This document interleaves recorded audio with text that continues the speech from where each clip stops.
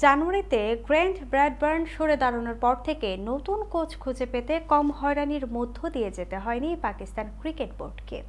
দীর্ঘ অন্বেষণের পর টেস্টের জন্য জেসন গ্যালেস্পি এবং ওয়ানডে ও টি-20 সংস্করণে গ্যারি কারস্টেইনকে প্রধান হিসেবে নিয়োগ দেবে পিসিবি।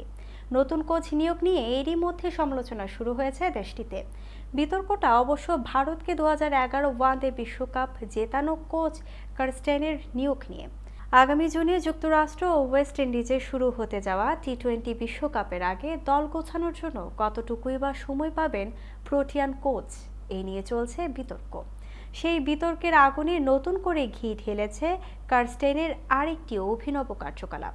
তিনি ভারতে বসে অনলাইনে কোচিং করাচ্ছেন বাবর আজমদের। এ নিয়ে সামাজিক যোগাযোগ মাধ্যমগুলোতে ক্ষোভ ছাড়ছেন দেশটির সমর্থকরা।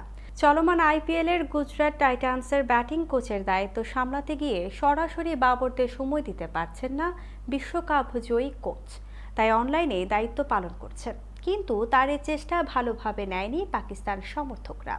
সামাজিক যোগাযোগ মাধ্যম এক্সে বাবরদের ভিডিও ক্লাসের একটি ফটো প্রকাশ করে সমর্থকরা একে তামাশা বলে উল্লেখ করেছেন।